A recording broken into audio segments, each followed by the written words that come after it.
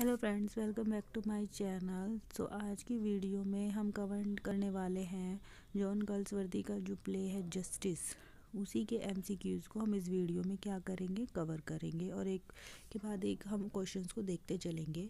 सो पहला क्वेश्चन है the play justice open in dash in a morning of July में start होता है। Robert Coxon is a managing clerk in the office of the solicitor James हो and his son Walter हो। James हो और Walter हो के यहाँ पर रॉबर्ट कॉक्सन कौन है, एक मैनेजिंग क्लर्क है। सो ये कहाँ से स्टार्ट होती है हमारी story? A Cokeson's office room, B law court, C police station और D central jail of London. So right answer is A Cokeson's office room. Cokeson के ऑफिस रूम से हमारे इस प्ले की क्या होती है, शुरुआत होती है। Next question is Act 4th of the play. Justice narrate the event of how many years later than the previous act. अपने प्रीवियस एक्ट के कितने साल बाद ये जो एक्ट 4 है ये टेक प्लेस लेता है। मीन्स जो एक्ट 4 की स्टोरी है वो कितने साल बाद शुरू होती है? ए 2 ईयर, बी 1 ईयर, सी 3 ईयर और D 4 year. So right answer is 2 year. 2 साल बाद की कहानी जो है एक्ट 4 में दिखाई जाती है। दोनों के बीच का डिफरेंस कितना है? 2 ईयर्स। तो 2 साल बाद की कहानी इस प्ले में दिखाई जाती है। Next question is act second of the play Justice begin in. तो एक्ट सेकंड कब स्टार्ट होता है? August afternoon, September afternoon, October afternoon और November afternoon. So right answer is B September afternoon. Next is who work as an office boy in the solicitor office. Solicitor के office में कौन office boy के तौर पर काम करता है? ए स्वीडल, बी कुक्सन, सी रूथ हनीविल और D Falder. So right answer is A Sweedle. Sweedle क्या करता है? ऑफिस बॉय के तौर पर उनके यहाँ पर काम करता है।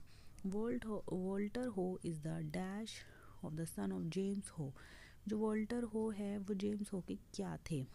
Well the right answer is B sun.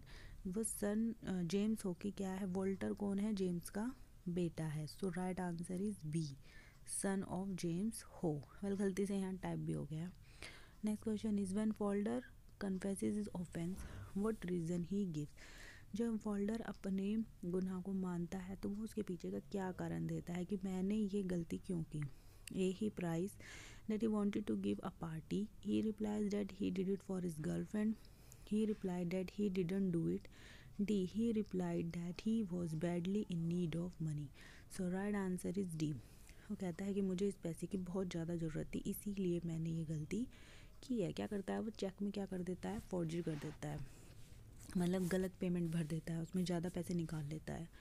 Next question is what promise William Falder make to James How when he found guilty. जब जेम्स ओ जो वहाँ का सोलिसिटर था मेन जिसके यहाँ वो काम करते थे, जब उन्हें पता लगता है कि भाई इसने क्या गलती की है तो विलियम फोल्डर अपनी गलती को मानते हुए उनसे क्या प्रॉमिस करता है? A I will not do it again, I wouldn't, I promise, I will go back to my village, I will promise, I will resign from my post, I will promise, I will pay the money back, I will, I promise. तो right answer is D. वो कहता है कि मैं पैसे वापस कर दूंगा और मैं करूँगा, मैं आपसे ये वादा करता हूँ। इसीलिए वो उनसे कहता है कि आप मेरे खिलाफ़ कोई भी पुलिस कंप्लेन ना करें और मेरी इस गलती को क्या कर दे, माफ़ कर दे।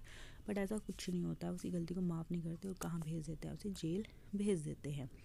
Now next question, the detective sergeant who come arrest William folder his name is. जो विलियम फोल्डर को पकड़ने के लिए जो डिटेक्टिव आता है उस डिटेक्टिव का क्या नाम है इस प्ले में? ए विस्टर, बी मॉन्स्टर, सी स्वीडल और D Cokeson. So right answer is A Wister. उसका नाम क्या है? विस्टर है। किसका? डिटेक्टिव का।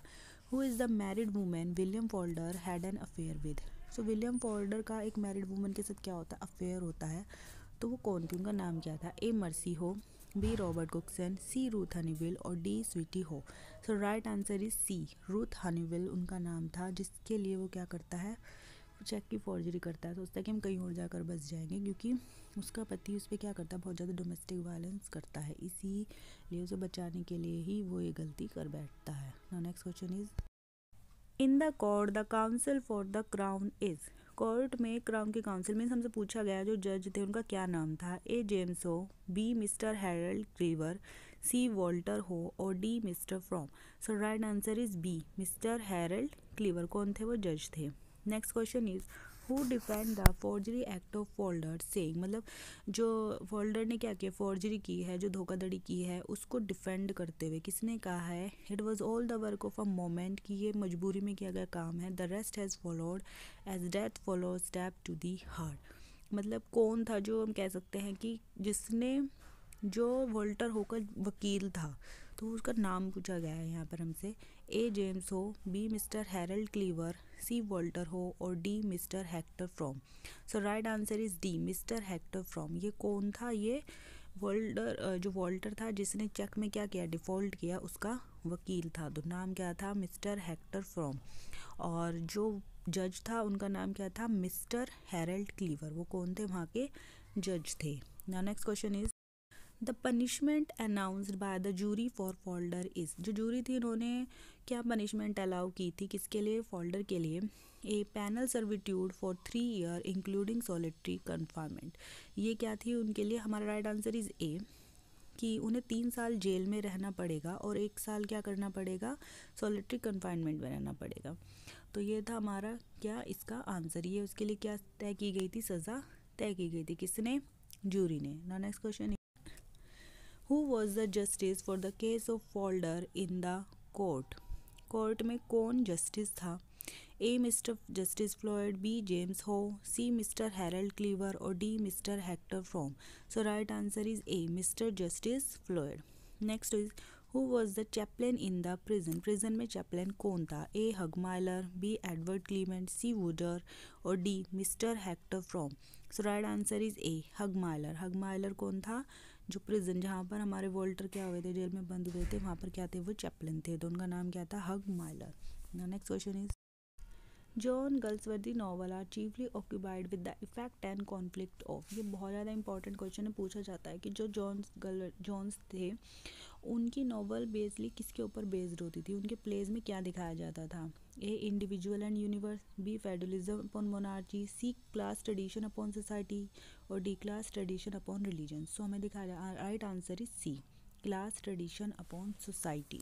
दिखाया जाता है कि सोसाइटी में कैसे जो ये क्लास ट्रेडिशन है इसको फॉलो किया जाता है, मतलब हाई लो, गरीब और अमीर के बीच के डिफरेंस को दिखाते थे कि भाई अमीर लोग क्या करते हैं, उन पर क्या करते हैं, अत्याचार करते थे। तो इस ये ज़्यादातर उनके प्लेज में इसी चीज़ को दिखाया जाता था। Next question is no one will touch him, no now never again, he save with gentle season, who says, कि कोई भी अब इसे नहीं छुएगा, कभी भी नहीं। अब वो कहाँ पर सुरक्षित है, वो भगवान के हाथों में क्या है, सुरक्षित है। तो ये किसने किसके बारे में कहा है, A Falder about Cokeson, B Cokeson about Falder, C Ruth about Falder, और D none of these. So right answer is B, Cokeson about folder.